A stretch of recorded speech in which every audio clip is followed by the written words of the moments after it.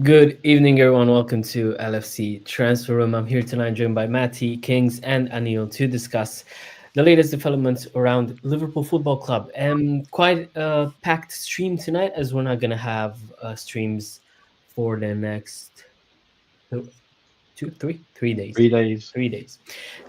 So we are going to have quite a few topics. Hope everyone is feeling better now, close to their loved ones for Christmas. Obviously, it's great to have, let's say, an hour a week at least for people who don't attend streams that more than that, to kind of get away from all the silent battles that we're all having daily. Good to have you here with us. And yes, this is well, next to the carols, this is the one song that's going to be stuck in my head for the holidays as well.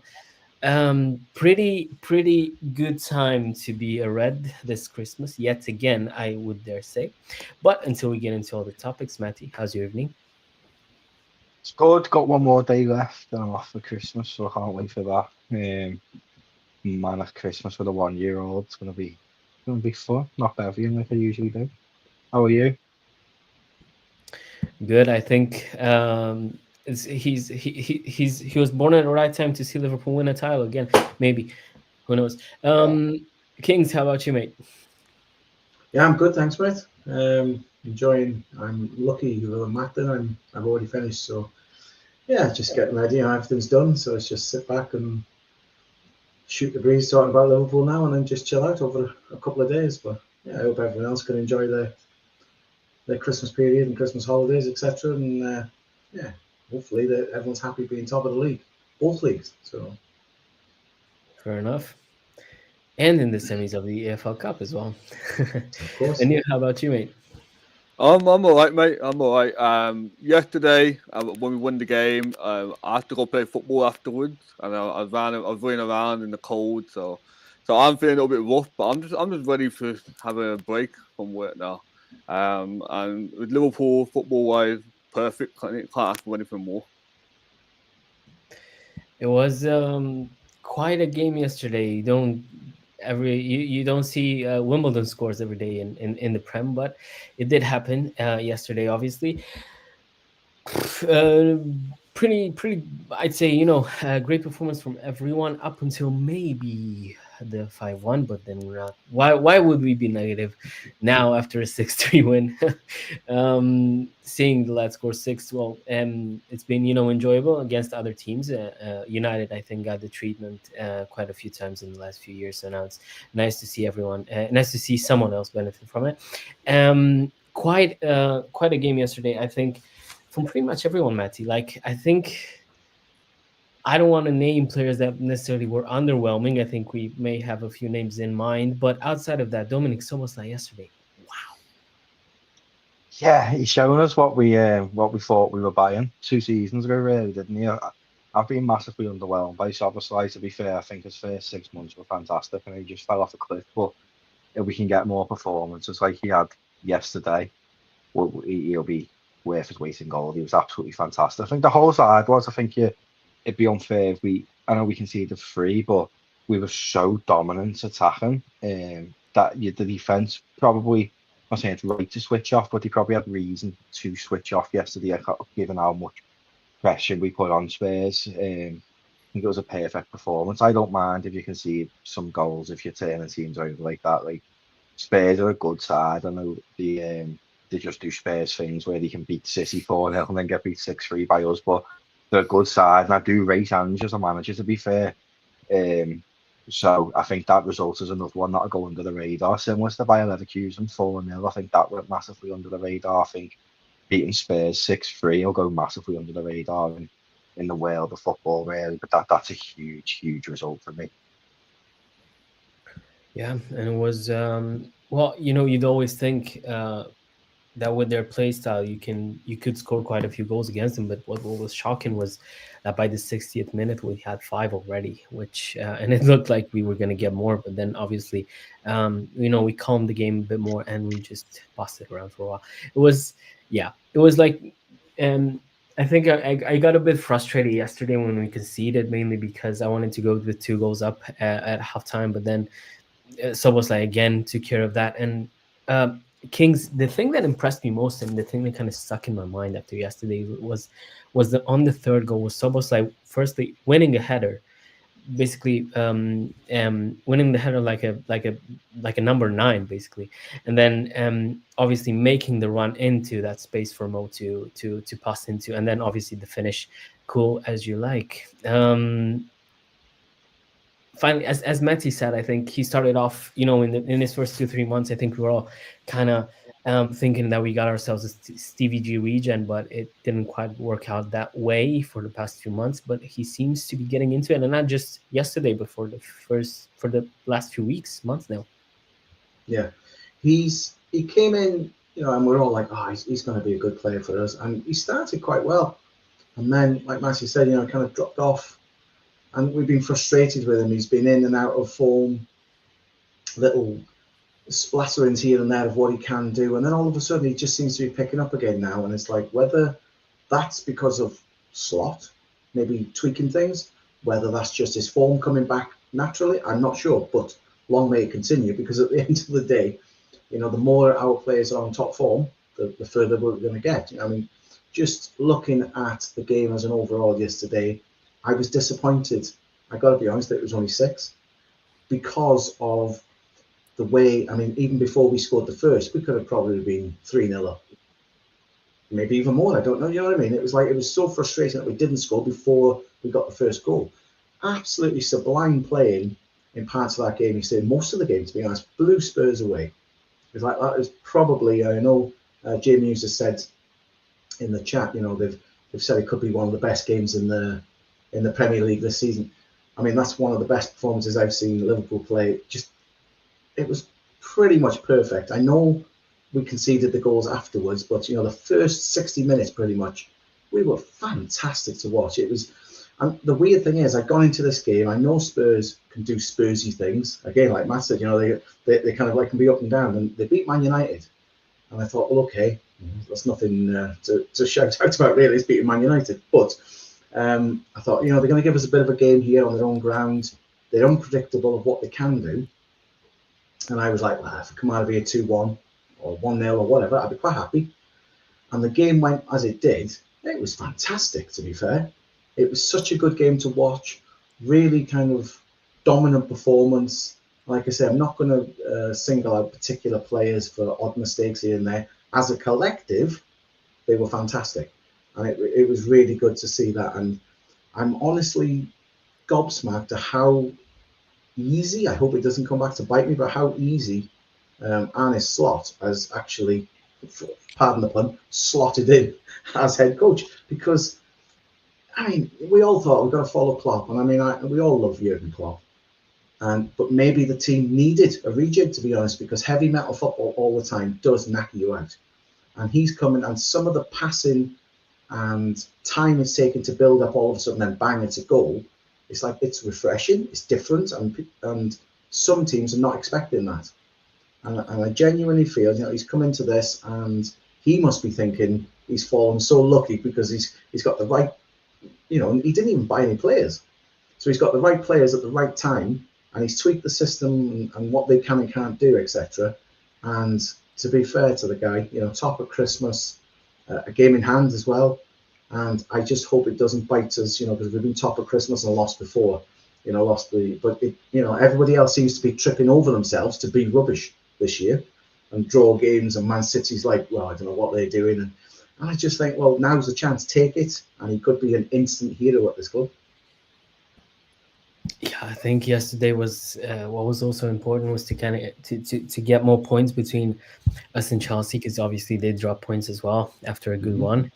I think with Arsenal winning, 5-1 or whatever they won at Palace, it was kind of a statement for us again, as to we're still the best club in the country, and most informed, I guess. I think it's been as difficult was it to think about Liverpool without Jurgen Klopp on the sidelines. I think it's like it was so long ago. Like it feels like Slot was here, for a few years now. It's been like I'm already used to seeing him on the bench. I'm already used to seeing him in press conferences. It's like, and the style of football, I think, as you said, Kings was we're not massively different, and I think that's exactly what that was the correct thing to do, was basically to have someone come in, build on what Jurgen has done, and basically try and imprint his own way of playing. And I think that's exactly what Slot did, and he's kind of getting the best out of pretty much every player that he has. I think Gravenberg is like the perfect example in this. Cody Gakpo, and so many others. Anil, your thoughts on the set that we won yesterday? Yeah, yesterday was really good. I thought we dominated, and Spurs are a decent side. They do play great attacking football. So I'm not too bothered about us conceding because they do have some quality in their team. I thought Kulusevski, even when like Liverpool were 5-1 up, he was still he's still quite influential. And yeah, I'm speaking on Szoboszlai. I thought Szoboszlai was phenomenal. He's been really good recently. So I just think he did everything right in terms of making those runs into the box, getting involved in the game, even a bit of hold up play. Like the goal, one of Salah goals, the way Szoboszlai did that touch and the way he set Salah up, that was perfect, and exactly what I want to see. It's funny as well because the last stream I was on, I was talking about how we probably need more goals from midfield, and then both McAllister and Szoboszlai both score. But yeah, I can't ask for anything more. The performance was brilliant, and it was exactly what we needed with Arsenal and Chelsea slipping up. Yeah, I think what I wanted to say is the fact that it took the fourth member of this live stream to mention a Salah performance yesterday in which he scored twice and assisted twice, I think is the biggest compliment he could get. It's like we're so used to him putting up these numbers that we don't even mention it anymore. But yeah, it's been, I think Mo Salah is now, I've read something today, at the beginning of the season, maybe in the past few seasons, people were like comparing Mo Salah to Hazard, to maybe Bukayo Saka. Now he's in a debate against Henry or Ronaldo. He's at that level now, and I think he definitely should be. He's on his way to have a historical season with Liverpool, and if it all works out, we can finally get to see him win maybe a more important individual award as well. But yeah. J Muse had a question here.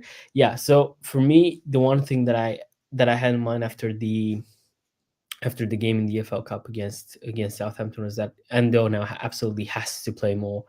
I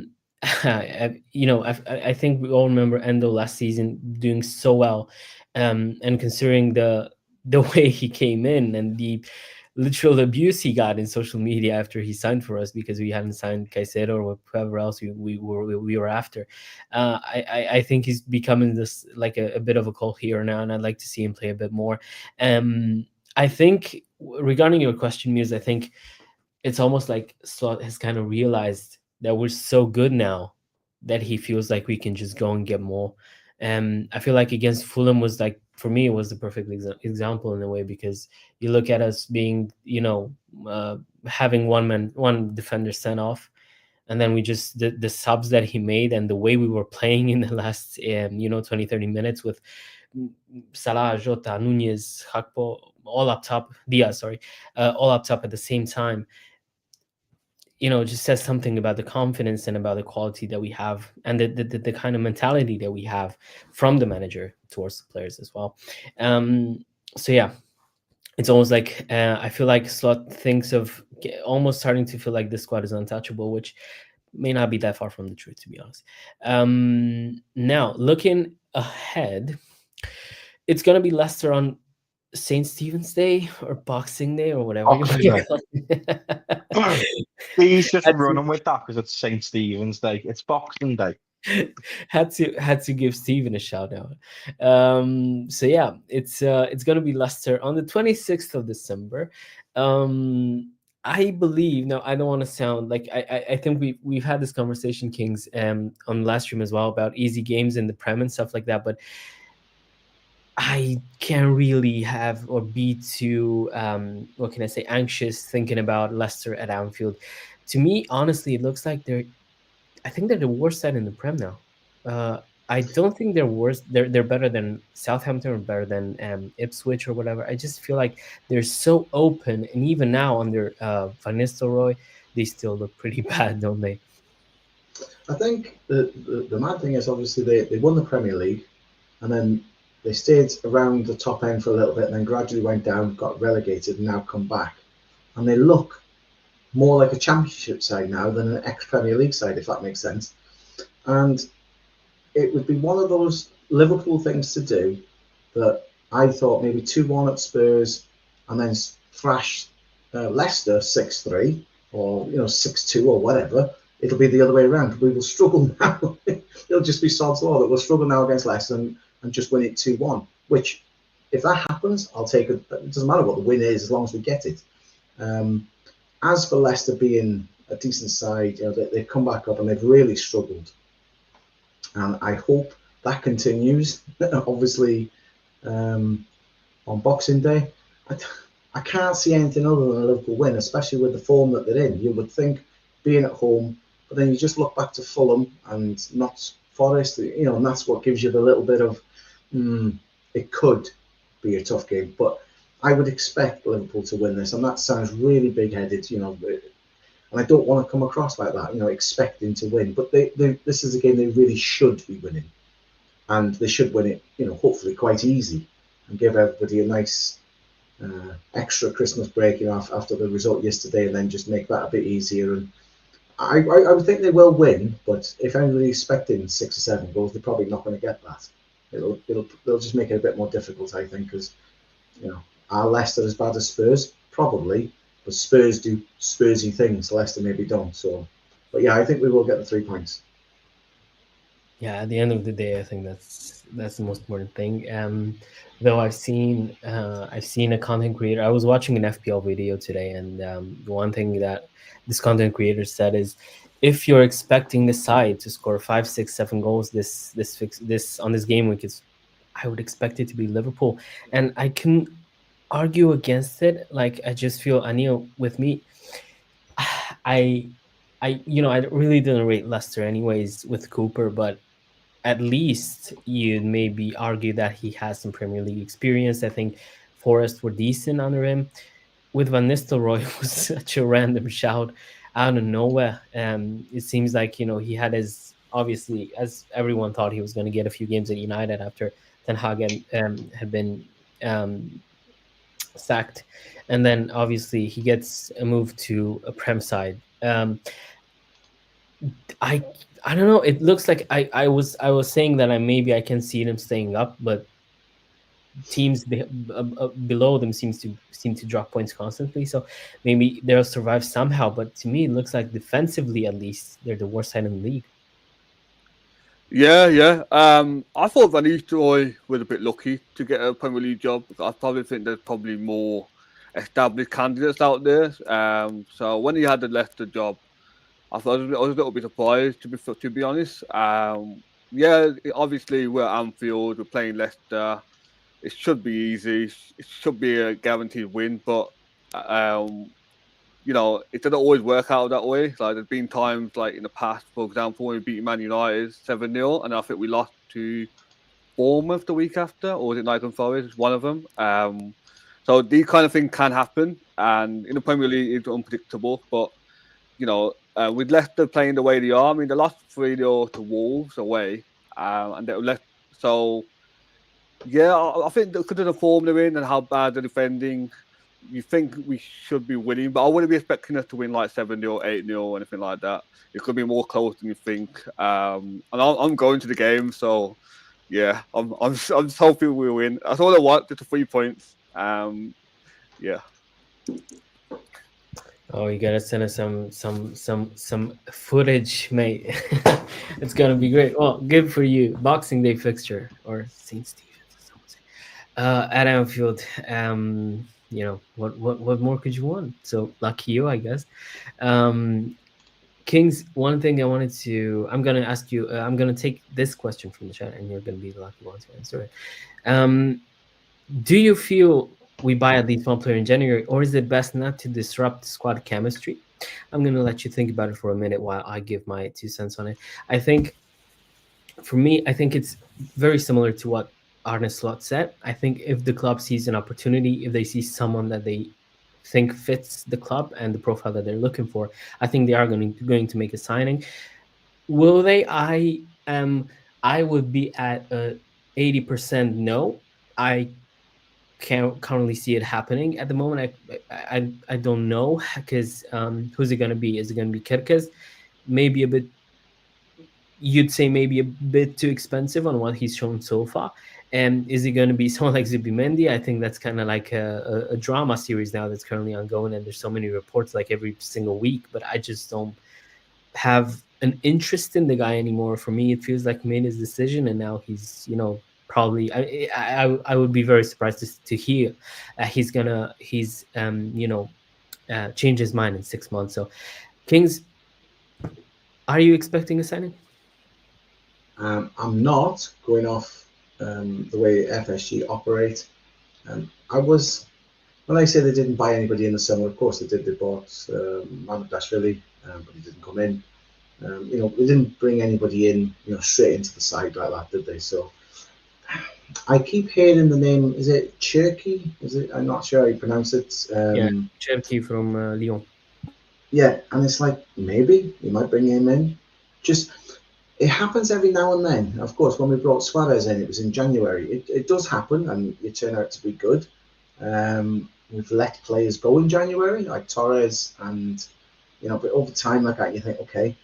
The one a couple of seasons ago when we brought Diaz in, because they heard that Spurs were sniffing around, so they swooped in and said, well, the rumour came out, we were going to get him in the summer, but we'll go now instead. And it turned out to be the right decision, because he's been a good player for us. Will they bring someone in? Probably not. I don't think so. 70%, I would say not. But even if they did, I think they've done their homework of would they disrupt the side? Well, no, probably. Oh, actually, yeah, I've got to go back and correct myself. Jay's come in, didn't he, as well? I keep forgetting because he doesn't play much. I forgot about him. But I don't think if somebody come in, they'd upset the balance or anything, because it'd probably only be little cameo roles until they've built up to what Slot likes in the game anyway to play. So I think it would just be little cameo roles to start with, and then gradually, if they're good enough, they would start getting a regular place, and we wouldn't even notice them, because if somebody comes in and makes a real good impact, then you kind of doesn't upset the team at all, does it? Because it gets better. So I suppose really it's just one of them that I don't think they will bring someone in. I think they will wait till the summer and see how he gets on. I mean, if he wins the Premier League in the first year, which is hopeful, we'll see. I think he's got a better bargaining chip then, because although he's head coach and not manager, he can go to them and say, listen, I've done well with what I was given. I didn't really spend that much money at all. So now when I want to put my own ideas extra into it, he's got an extra bargaining chip. But I'm of the opinion nobody will come in January. Yeah, I think that's a fair assumption. Matt, you're going to get a 2-1 now. We were discussing, or at least I was. Saying the same thing now 3 times feels a bit weird. I hope I'm not jinxing anything, but Leicester to me seemed like the worst defensive side in the league. So honestly, for me on Boxing Day, I don't really see any reason to be very anxious on the game they're going to play at Anfield. I'm expecting a pretty comfortable win ahead of a tough few weeks now. Yeah, see, that's what you'd expect with Leicester, but I feel like the games against them are always quite tough. I feel like they always seem to turn up against us. I can't stand them. I hope we absolutely destroy them. I think their fans are some of the worst fans in English football. Genuinely horrible, horrible fans. Just going to sing feed the Scousers for 90 minutes, probably throw a few hills with chance in there. That's what they usually do. And for that reason, I want to absolutely destroy them. I think they're a horrible football club, but they're a tough game. They always are. I think I wouldn't be shocked if it was like 1-2-0. to be honest, on Boxing Day. The atmosphere will play a part if the fans are up for it. I mean, 8 o'clock on a Boxing night is a bit of a grim fixture to get picked up for when it's only Leicester. And I have seen quite a few tickets go around, so I just hope that the atmosphere is decent. I think that'll play a huge factor. I'd love everyone to just carry on getting pissed from Christmas and go to the ground, and it'll make that dead aggressive, loud atmosphere that I feel like brilliant for. But I do think it'll be a tough game. I do, just because of the rest there. I think Vardy's always right up for games against us. I think that they always just seem to turn up at Anfield, and we've had some good games against them over the years, whether it be in the league and club games. But I'd love nothing more than like 6 or 7 against them, but it just won't. Yeah, I do recall, and even away from home at their own ground, I think Vardy has scored. Even I remember he scored a worldie against us in the season they won the league as well. So yeah, he always seems to turn up, but hopefully those batteries will run out a bit, faster than usual. He's now at 37. 37, yeah. So I mean, and yeah, I mean at this point we're not expecting any more anything else anymore. It feels like every single game there's It's been sung every Christmas I've been going to match force for my whole life, and it'll continue to be sung the only time it doesn't get sung in December is if you play Everton. Like genuinely every single team sings it to us. It's just I love the irony of it though, really, to be honest with you, because they'll sing Feed the Scousers, and then like off the ground they'll leave the ground in like Massoni t-shirts or like Valentino shoes and that while they're rocking around, and like a stars, and you're not against any brand, by the way. It's just more you say Feed the Scousers, and I'm not just saying it because I'm from round here. I do think that Scousers dress probably the best in the country, to be honest with you. But we'll get sung to us because apparently we're bin dippers and all that jargon, but they're just jealous. Everyone wishes they were from here. One thing that I also wanted to ask you, Matty, because I did say you were going to get a 2-in-1, was this question from J Mute. No, not this one. Sorry, that was the end of one.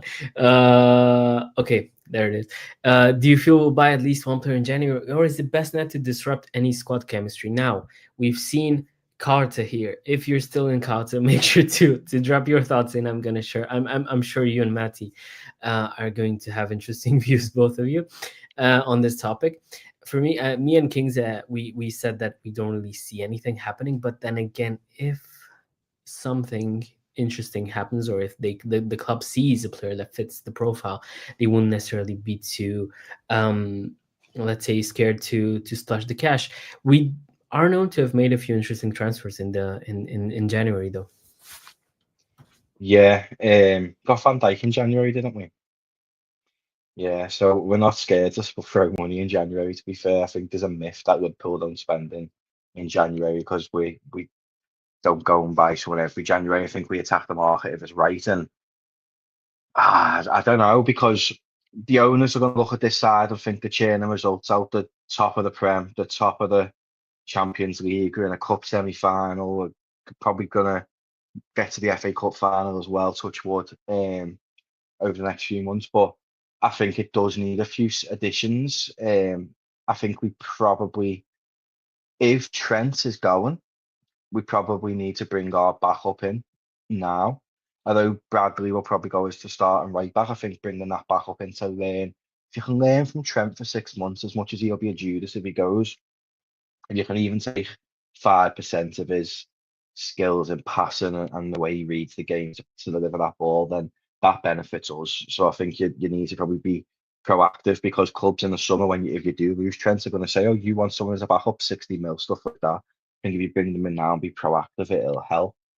And I think we need an attacker, particularly in the number 9 position. Like Nunes I've just had enough of him now. I think he's had enough time. Jota, I love. Think he's one of the best box strikers in world football when fit, and when he's fit, it feels like it's very few and far between lately. So I'd like to see us bring an attacker into bed into the side. I think we do need. It's the irony to say it after we've just scored 6, but I think we need more goals from the front line. Really, I think we rely heavily on Salah, which is no bad thing, but I think we do need to bring an out goal scorer in, really. But do I think it'll be in January? probably not. I think the most realistic sign in January is maybe a centre back, and that's purely just because it's shown now if Canate does have a knock. I mean, Gomez has been fantastic the games he's had to play, but if Gomez then got a knock who isn't also stranger to getting injured, you're then at your bare bones, and Kwanzaa looks a shadow of the player when he's been asked to play this year as what he was last year. So I don't want to put too much pressure on the lad. He's still a kid, he's still developing. I think he should be able to develop at his time rather than being like, right, if Gomez gets injured, you need to start every week and continue the form we're in to go and win a Premier League and Champions League. So that's who I could see coming in January, a centre back. But other than that, probably no one. But I wouldn't be shocked if Sheikh came in January as well. To be fair, for their skin, they need the money. If you can get him on a cut price deal in January, I wouldn't be shocked if he came in as well. To be honest, That's the one that looks most like a Liverpool deal, the Cherokee one, indeed. For me, the Milos Kerkez links, I get them, and obviously that'll he's be this summer, won't it? sorry. That'll be summer though, won't it? They're doing too well this year to let him go. Yeah, and it's also for me now, especially in January, he's gonna be pretty. He's gonna have a hefty price tag, anyways. If you're gonna try and get him in January, it's gonna be even worse probably. And honestly, I mean, paying 60-70 mil for him, no. If you're gonna get him now, that's probably what they're gonna ask, and there's Do you no think that they sell them though, Mihai, if they get in Europe this year? Because it's not. I think it's not. It's a conversation that should be had because I think Bournemouth have got a very, very good chance of getting European space this year, whether it be Conference League or Europa League. They're absolutely flying. They're currently fifth. They're doing a lot better than the sides below them. There's a chance they could finish in a European space this season, and do they then sell someone like him when they've got the first season in Europe for such a small club? Do you know what I mean? I think they would if the money is right, and I think the players also would also want to leave. I mean, I get it in a way because you've been there for a few seasons now and you're going to get Europe, but then at the same time, if you're going to play for Liverpool, you're just going to compete for a quad every season at this rate. So I'm guessing, yeah, it's a slight sacrifice to make as far as the player is concerned. So yeah, for me, it's I don't really think they wouldn't move, but then at the same time, I'm curious if we are going to go for him necessarily. But yeah, there's time, as we've said. I think if we're gonna go around the table, we're gonna see that we all think about players that we could sign in, positions that we could sign in. I'm thinking, as Matty said, a center back was someone that I've also talked about a center back in the summer, a left back. Now it looks again like we need a six. Some people still believe we need, and with some injuries, I would tend to agree, but hopefully that doesn't happen, and nothing like that happens again. And as Matty said, and we've had this conversation before, so I'm not going to get into it again. But I have pretty similar views on Nunez. I've backed him from the beginning, and I feel like he's been, we've all hoped that at some point he's going to reach that level that we hoped he could get to, but then he just stayed fairly similar to how he looked like 2 years ago, which is obviously not what you want from a young player just coming into the Prem. So it is what it is. Anil, so many conflicting stuff about Trent in the past few weeks. We've seen him talk about trophies and how he wants to win trophies and how trophies help you build a legacy. And then in an interview, he says, trophies are not necessarily the only thing that build you a legacy. And then today we see reports of him wanting to be among the top earners at the club, which you wouldn't say that's, wages that he wouldn't deserve, considering he's putting up numbers close to Kevin De Bruyne at left while he's playing at right back. But do you think we should make him one of the top earners at the club? Personally, no, because even though Trent is a world-class right back, I don't think he should be earning the same level of money that Van Dijk and Salah is. Partly that is due to the fact that it will be a huge increase in wages, and I think that would then might unsettle the team a little bit, because then Trent is gone from like 100k. I don't know how much he's on now, maybe 100, 150k, to go from that to about 350. I think that's too big of a jump. So I think the report today is saying that he wouldn't necessarily ask for that much. I think that makes sense. So I think if we were to give him a contract, I'd be okay with us giving him like 250 roundabout. And then you could even get another contract after that one, and then maybe you might make the jump up to the 300k mark. But I just think from going from what he's earning now to over 300k, that's way too high. And players like Salah and Van Dijk obviously up there with the best players in the world, and we've seen what Salah had done for the club. And Van Dijk was nearly won the Ballon d'Or at Liverpool, so you can't be saying Trent should be earning the same level of money as he used to. I think it's a pretty difficult conversation to have, especially with, as I said, having a right back putting up numbers close to a player that was hailed as one of the maybe the best midfielder to ever play in the Prem, like Kevin De Bruyne, as Sky did a few months ago with him. Looks like you can't really afford to miss him, but then at the same time, at times he looks like he wants to chase glory at Madrid. At times he looks like he wants to stay and become an even bigger club legend now. Kings, I know we talked about Trent as well the last time out. We all agreed that he's a future captain for the club. I think that was pretty obvious for everyone in the last few seasons, but now it looks like he might be. I mean, well, we've known for a few months that he might be thinking about leaving the club. How high would you go in terms of salary, and have you changed your mind? Because I remember we talked about it, and you did say you were leaning towards thinking he's gonna leave. I don't think I've really changed. I remember me and Kev were talking on the same show. I think it was. I'm not sure. Me and Kev definitely spoke on a different show. It's got to the point now. I hate to say it bluntly. I'm not bothered. If he wants to go that badly, let him go, because he obviously doesn't want to play here. Now, he's a local lad, which I'm not. Matty is, so he knows what it's like to put the shirt. Trent knows what it's like to put the shirt on and play in front of the local fans. I want him to stay. Don't get me wrong. I think he's fantastic, and the way he passes a ball and the way, like yesterday, you know what I mean. Some of the passes he was making, you just think he's fantastic. If he's that determined to leave, it's the same as any other player and any other club. Eventually, they'll get their wish and they will go. Whether the grass is greener in Madrid for him, I don't know. Just because Jude Bellingham's there, it doesn't mean he's going to play and fit in and get treated the right way and then come back with his tail between his legs. He's never, even if he came back to Liverpool, he's never going to come back and be respected the same. It's just the way it is, because they'll say, "Oh, thanks for coming back," and he might win everything, but it'll kind of always that black mark against his name that you just left us. If he stays, is he worth £300,000 a week? Probably not. And to be honest, it's the same with Salah. You see on social media, and they're just pay him what he wants, whoever it is, just pay him what he wants so he stays. And it's like, it's not as simple as that. We're not bottomless pit like Man City.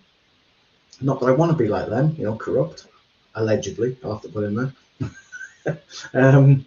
But is he worth a big wage rise? Yeah, that's fair. He is an integral part. I never thought a right back would be so integral to a team like Liverpool, to be honest, because you always think of the midfielders, of previous years and the attackers, and you think a right back, but he's made himself into such a good player that he deserves a wage rise. He deserves a decent wage rise, and I really hope he does stay. I don't want him to leave. I will state that. I do like him as a player, and I hope, and I've seen so many different things, and I try not to listen to the noise now around it all, because you've got the contract situation with Salah and Van Dijk and him, and then are we bringing in new players? Is anybody else leaving? There's so much noise around football clubs nowadays that you just kind of like, whoa, your head's spinning listening to it all. So in the end, now I'm just kind of like, listen, if he leaves and there's breaking news that he's left, then so be it. I can't change that. I'm not going to see him in the street and say, "You're a mug, mate." He's not going to listen.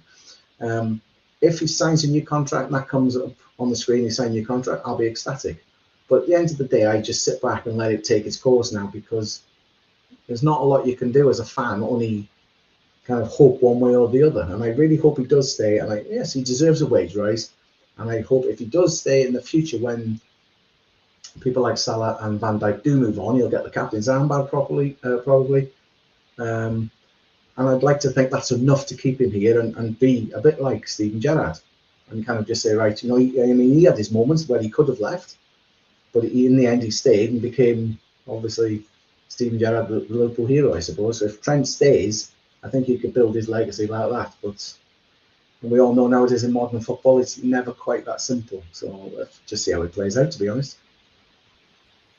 Yeah, I think we've seen quite a few, as you've mentioned, as you've hinted at, modern football. We've seen a lot of different things unfolding. So it nothing would surprise you these days, indeed. But Matty, I think you can really go on. No, I was just going to say, ask Matty, obviously as a local, as I said at the beginning, who goes to the game probably more than most of us on the streams, or the average on the streams. How do you feel as a local, Matty? With seeing a local lad playing and potentially he could leave. What's your thoughts on it? Sorry, Mihai, I'm taking over. Good. If Trent goes, he's a Judas rat and he's not welcome back anywhere near the city. I'll be honest. I've seen a few people tweet like, "Oh, we can leave. He's done enough for the club. He can leave with grace and all that." Nah, he's a rat. He's an absolute rat. If he leaves Liverpool Football Club, he's a rat. More because he's leaving for free. If we were selling Trent, I think a lot of fans would probably accept it a little bit more if he was going and he was bringing a substantial fee in. And I know he wasn't a local, but you think of Coutinho now. A lot of fans hate Coutinho because you think the injury and all that to leave. But he brought enough money in for us to go and buy an Alisson and a Van Dijk, so it softened that blow a little bit. Coutinho's not even thought about by the majority of fans now. It's just he was a good player, and that's what people are like. But with Trent, personally, I think the deal's done. I think he's staying myself. Just been a bit too much the last few weeks where Jota made the joke about giving a pen to sign his contract. There was something about contracts again after the game the other day. Players don't joke like that if things don't seem to be moving more towards him staying. Yeah. Trent, for me, it'd be a fool though if he left. I think myself, and I think every other person who's grew up supporting the club, whether it be local or from afar, Trent's dream as a kid was the same dream that all of us had, was to play for Liverpool. Everyone grew up wanting to play for Liverpool and be the next Stevie G or whoever. Trent had that. Trent grew up. He's only 4 years younger than me, so he's grew up idolising Stevie G, I'd say, and Alonso and stuff like that, and grew up wanting to be the next Steven Gerrard. Now he's representing his boyhood club, and he's getting swayed by Real Madrid. Now Real Madrid are the best club in world football. They always will be the biggest and best. You think of the Galacticos and stuff, and I can see the pull there now. If myself or my son or any of my family members was swayed away from Liverpool by any club in the world, to me, you're just not a fan of the club. I feel like no matter how much money, no matter how much fame, how much whatever you can get elsewhere, representing your boyhood club, knowing that every result's making your own family, your friends, etc., happy, that would mean so much more. I think if Trent does go to Madrid, it'll end in tears. I don't think he'll do very well there. Real Madrid don't allow their fullbacks to do what Trent does. They're pretty much defenders. Now, Trent isn't the best defender there is. Conor Bradley is a much better defender than Trent. And when we need a defensive right back, I would rather play Bradley. But what Trent offers going forward, he's so unique because he's unique to Liverpool. I don't think if he goes to Real Madrid, he's that much of a superstar to the whole team to work around Trent. Now, a lot of Liverpool's tactical build-up and tactical play starts with Trent. That's not going to happen at Real Madrid. He's not going to get the same love and affection off the fans that he gets at Liverpool. It's just not going to be the same. And I think if he did go, he'd live to regret it very quickly. You've only got to look at players like Steve McManaman. He's not very well regarded in the city. Michael Owen, not very well regarded in the city. And I think Owen, although it has the United aspect, fans were hurt when he left for Madrid. McManaman, I remember my dad used to always tell me how much he hated McManaman for leaving. and it's never seemed to have worked out for players going over it. Even Jude this year has had absolute pelters from the Spanish media because he hasn't scored as many goals this year as he did last year. Despite the fact they've just brought in Mbappe on stupid money, he's not the one getting the hate as much as Jude was. It was like, well, he's settling in. So I don't think it's all sunshines and rainbows over there. And in relation to would I make him one of the highest paid earners, I would. I really would. I think I just had a quick calculator there. If he got 275 grand a week, that's 14.3 million a year, and over 5 years, it's 71.5 million. Now you tell me who you're replacing Trent with for 71.5 million, wages included over the next 5 years. And B, you put in the grand scheme of things, it's not really that much money when you're thinking like for the Champions League, you're getting 5 million a win. Now I know this is one player, but you're going to have players departing on big wages anyway. Arne Slot, for example, is not on as nowhere near as much money as Jurgen Klopp was on, if we're weighing it up like that. So there's money saved there. I could guarantee the backroom staff aren't on as much money as Jurgen Klopp's backroom staff was on. There's going to be players leaving on big money over the next few years. You think of your Allisons, your Van Dijk's only probably got 2-3 years left. Robertson, all these players are going to depart where the money's there. Even if you pay Trent 300 grand a week, over 5 years, that's only 78 million. Now, that still is an astronomical sum of money. That's without a sponsorship off Adidas, which I can guarantee they have just spent a stupid amount of money to get Trent as one of their athletes. And that's without all those other partnerships he does as well. That was 78 million flat off Liverpool Football Club. That's without bonuses. Now we know Trent gets bonuses for assists, bonuses for wins, bonuses for winning cups. But for me, as a flatline number, you're not finding better than Trent for 78 million over 5 years. I think to even bring someone in remotely close, I don't think there is anyone remotely close to the way our system works. If you go and play Bradley there, I think we'll be tighter defensively.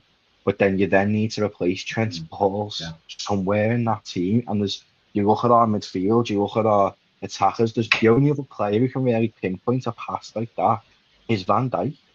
Van Dijk's excellent at breaking up a whole team with a pass, but he doesn't do it as consistently as Trent.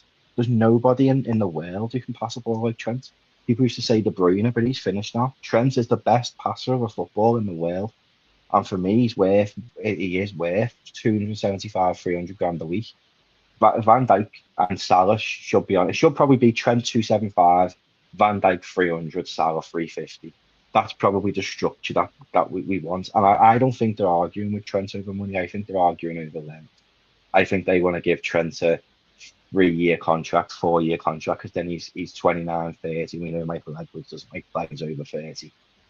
But that's then how he ages. Like Mo Salah deserves another 2-3 years because of how he looks after his body. Trent, I think the club are probably thinking, we only want to really give you 3 just to evaluate where you are at 28, 29. But Trent's like, no, I want 5, which then takes him to the age of 31, which is something that Michael Edwards is reluctant about giving contracts for people who are going over the age of 30. But talking about a player who's got 85 assists and 19 goals from right back in 330 games, that's stupid numbers. Like for me, 275, 300, he's worth it because we are talking about the future. You're talking 2 years, 3 years max. Trent's the captain of Liverpool. To me, that should be all he needs to sign that dotted line. He's a Scouse lad, and he knows in 2-3 years he is captain of one of the biggest clubs in world football, the biggest club in England. He's won a lot with his boyhood club, and that means more. I think. I mean, Gerrard, I know he stayed for different reasons, but if you go and ask, say, Michael Owen, who won the Premier League with United, what meant more, I could guarantee you'd probably say a League Cup with Liverpool. It just means more winning trophies at this club, and especially if you're a local lad. And Trent grew up in the heart of the city. He's 5-10 minutes away from the city centre. He grew up in West Derby, very, very close to the ground. He's as local as they come. And I think if he goes, it's just a matter of disappointment that one of our own can betray us like that and leave with no money. It's a far better answer than I could ever give. Yeah, I was thinking we got Matty with the topic. I think it was one that's close to his heart. So nice to hear him talk about it. So yeah, well, I think one thing for us, and the one thing that I said, literally there's only one reason I would not that I would want, but I would be okay with Trent going to Madrid, is that I think for us we can.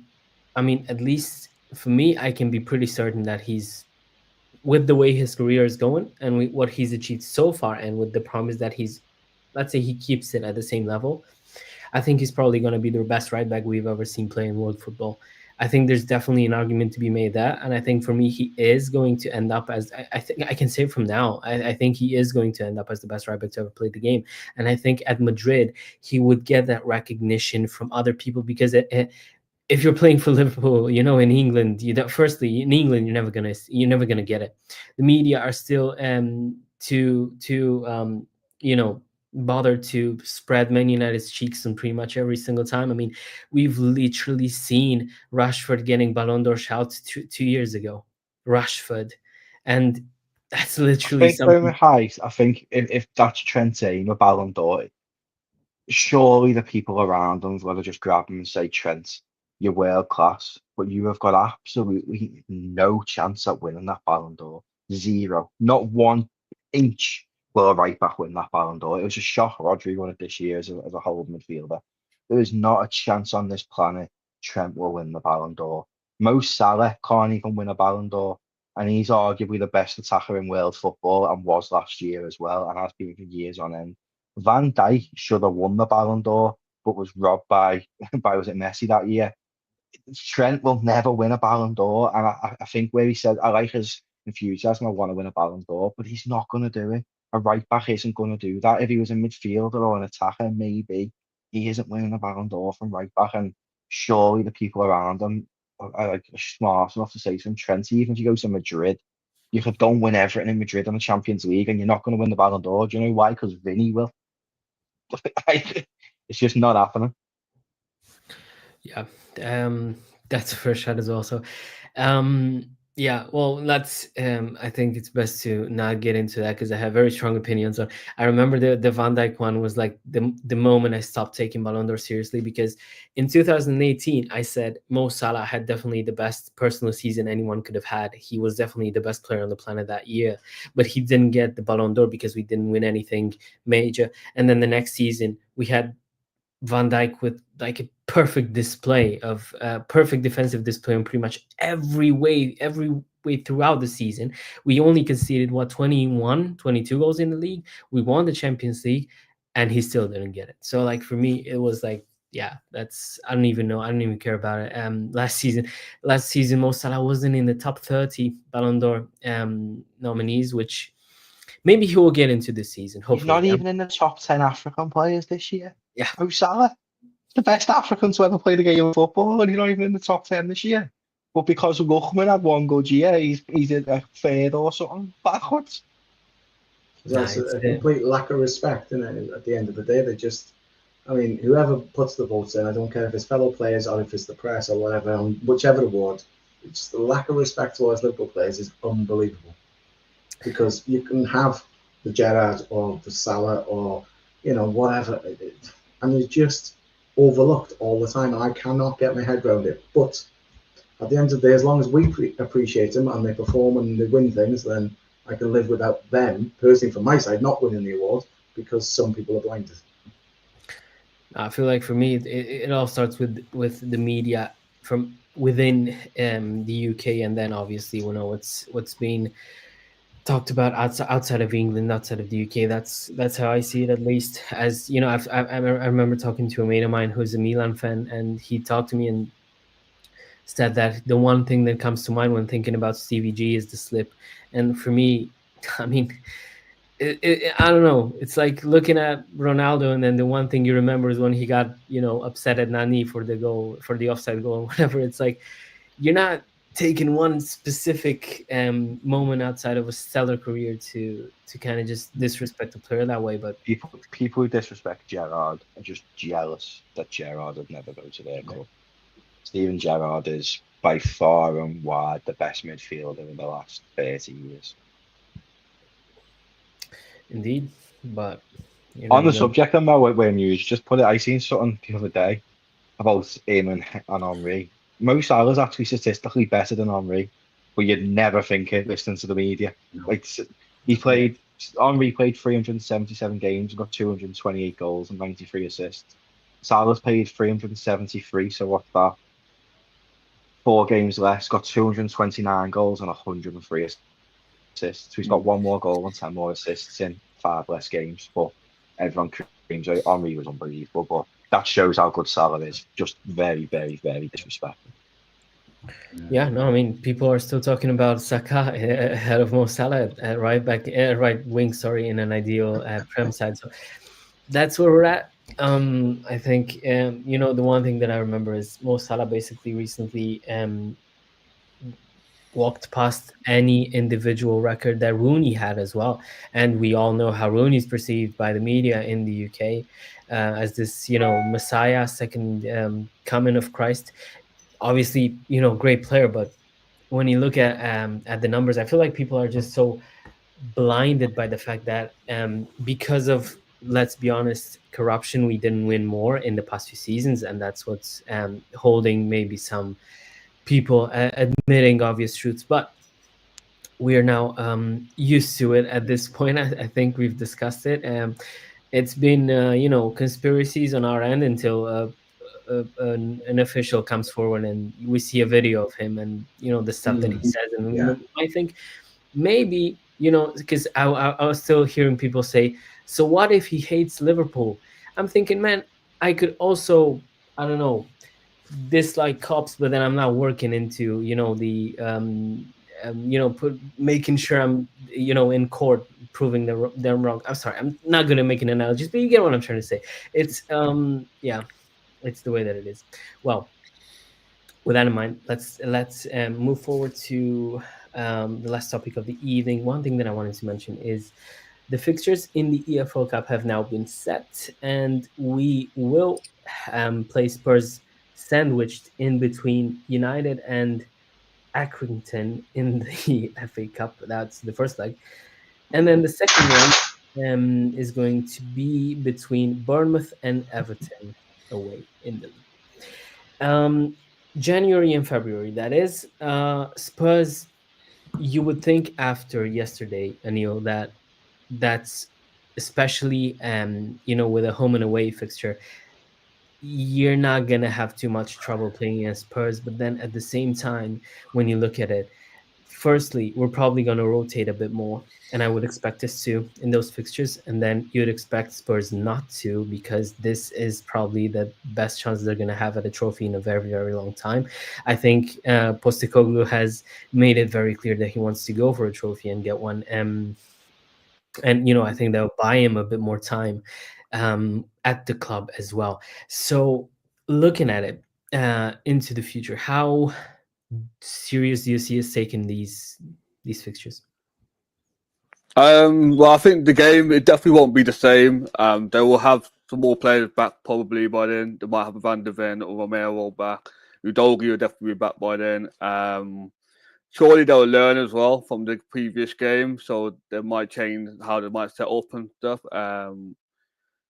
So yeah, it definitely won't be the same type of game, and players will be desperate for a trophy. I think they haven't won a trophy since 2007 or something like that.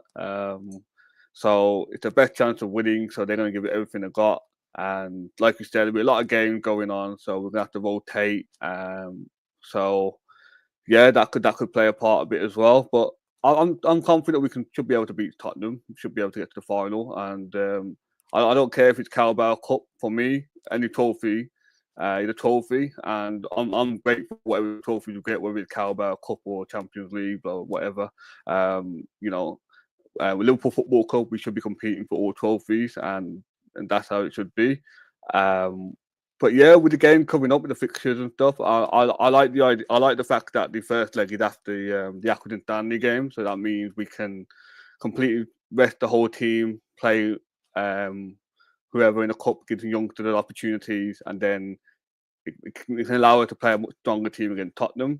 So that does help in that sense, and I definitely think we will need to be rotating a lot more. So I'm sure we will in those games, because there'll be a lot of fixtures coming up. Indeed. And when you look at it, you'd think difficult fixtures. When you think about difficult fixtures, you're maybe going to think about the top 6, but then Kings, looking at it, I absolutely dread Bournemouth away and Everton away, especially with Spurs sandwiched in between.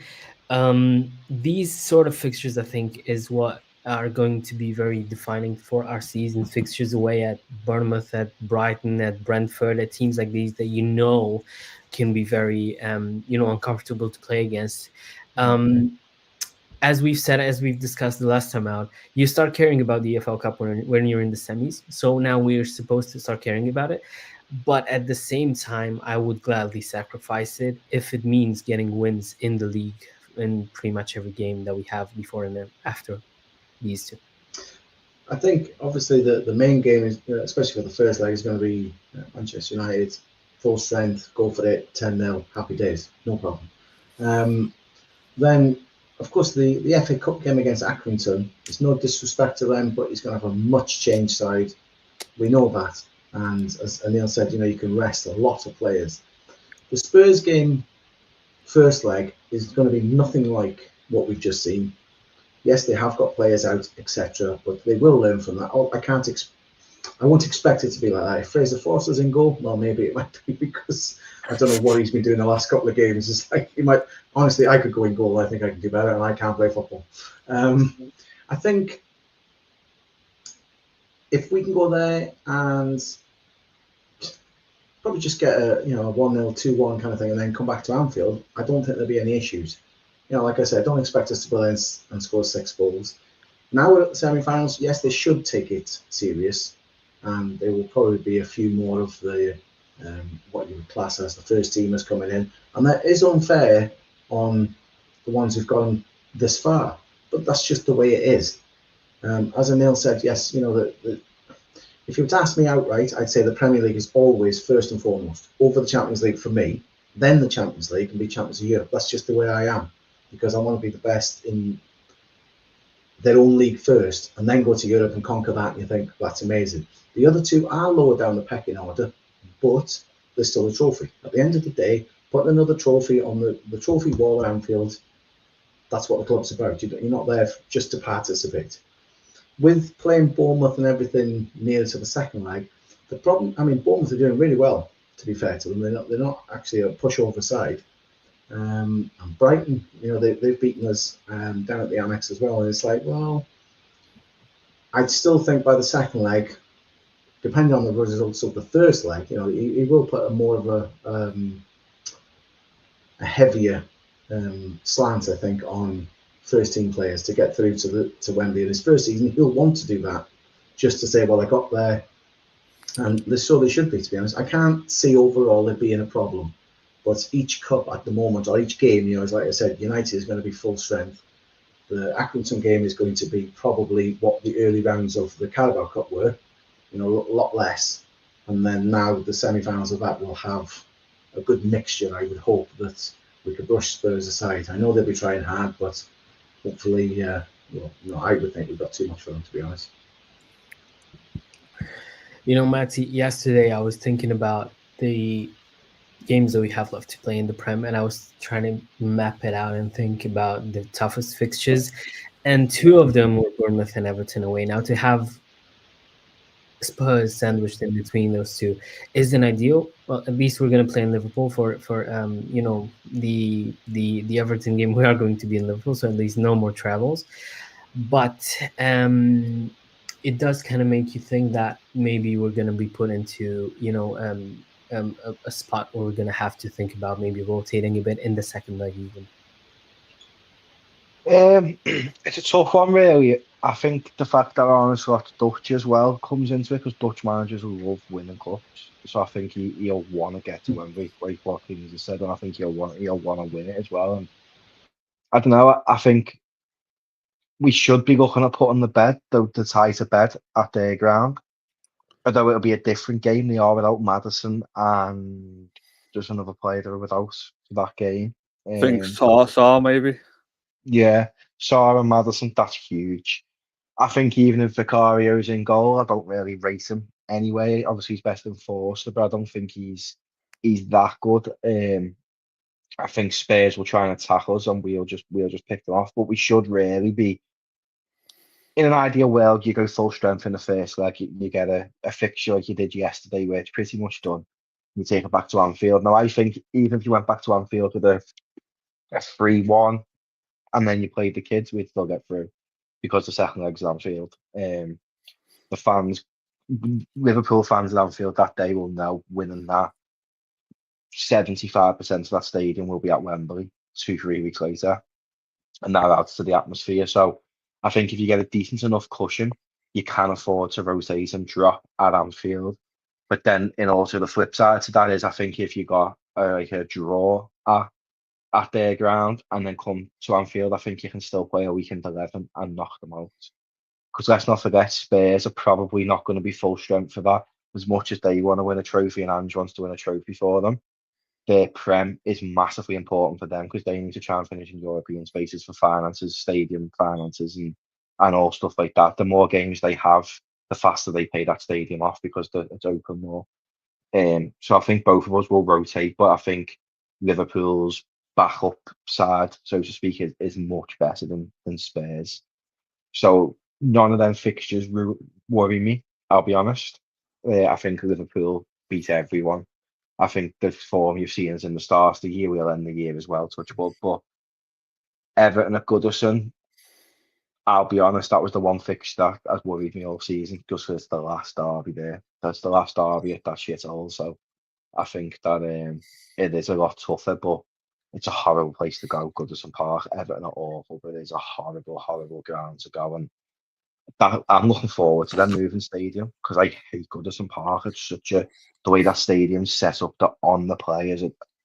Everton fans are good fans, to be fair. And I'm not just saying that to the fellow Scousers, but they're passionate fans. They're as passionate as Liverpool fans are. Do you know what I mean? They really are. But that's a tough game, Everton away. And I think having a semi-final lodged in between now, it is hot. It's difficult because then you're thinking, well, you want to turn them over in the last derby at Goodison, but you also want to get to Wembley for that day out. So it's where you prioritise strength there. But by the time you come to play Everton, I think you're in a better position than what we was when we could have played the other week because you have like McAllister and that back. So you could start that game with, say, McAllister, Jones, and Elliott, and then you're resting Gravenberch and Szoboszlai, but still a very strong 11 for the semi-final. You could even not play Salah and have Diaz, Jota, and Gakpo if you wanted, or even have Elliott on the right, or they might even play Jadon Danns. Now, I think Jadon Danns is a decent enough player to start a semi-final at Anfield if we've got a 2-goal cushion, 100%. I think Trey and Yoni can play if we've got a 2-goal cushion. So it just depends on that first leg. But if it was me, I'd go all out in that first leg, give us a cushion, go into that second leg where you can play not your best 11. But then when you think of players not in our best 11, you're probably thinking people like Darwin Núñez. He's one. You're probably thinking Elliott, Jota. There's these type of players who don't play every week who will play then. Canate will be back by then. So then you're thinking, well, Joe Gomez will probably play one of them because he needs minutes. Joe Gomez, when fit, is probably one of the best defenders there is when he's in fit and in form. Then you're thinking Costas been phenomenal this year. So when you're thinking of players about rotating, that side is still better than whatever side Spurs can field, and still better than whatever side Everton can field and Bournemouth can field. So I think we're speaking about it now with worry, but I think by the end of February, Liverpool are in a Carabao Cup final and they've got maximum points from the games that we think are a little bit iffy. I would love to win Everton this year, so I think the Carabao Cup's the first one to tick off, and it has good momentum as well. To be fair, because you've just won a trophy, you've got one in the bag, you're right, all focus on May. And there's no doubt in my mind that Liverpool win the Carabao Cup. Good enough for me. Hopefully that's what we're gonna see come February, where I'm thinking, well, maybe thinking ahead, but maybe Bukayo Saka might not be back for Arsenal by then either. So he's out till the end of March. So if we're gonna get through to the final, and we're gonna get play probably Arsenal, I suppose, then you don't think they make it? No, I think Newcastle. I honestly think Newcastle beats Arsenal over 2 legs. St James's Park, second leg as well. That is a tough stadium to go to. And Yeah. if they're without Saka, Newcastle, I want Newcastle so much because Wembley would be unbelievable. A gang of Scousers and a gang of Geordies take over Wembley. That is all them Cockneys' worst nightmare, and I can't wait. Well, that is indeed a pretty good let's say picture to have in mind. Yeah, well, I was thinking the funnier thing for me would be to kind of have Arsenal in the final, and then, if by some miracle they win it, they start getting cocky again, and then we win the treble and they shut up again. It's like the scenario that I had in my head all along. I don't know. You don't want them, Miha. You don't want them to win that Carabao Cup because it'll spur them on.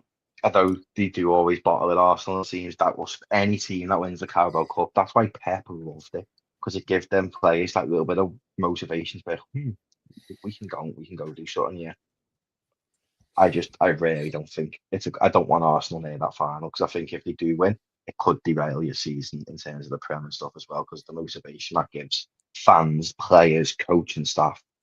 It's much safer to have out at Newcastle, and it's much more fun as well. You have all Scousers and Geordies pissed. It'll be a boss atmosphere. Indeed, they've been to Wembley losing a final, so they know how it is. They might just go through it again now. So yeah. With that in mind, I think we're gonna end tonight's live stream. Thanks very much to Matty, to Kings, to Anil for being here tonight, for taking a bit of their Christmas time to spend here on stream. Thanks a lot to Jay Muse, who's been keeping the channel live for the last hour, I feel, with his comments. Good night, Merry Christmas to everyone who's celebrating, of course, and we will be back streaming on Friday. So we'll see you then. Hopefully you have a great few days to kind of recharge and be ready to tackle a new year where you're going to see the Reds win as many major trophies as possible. And yeah, that's it from us. Up the Reds.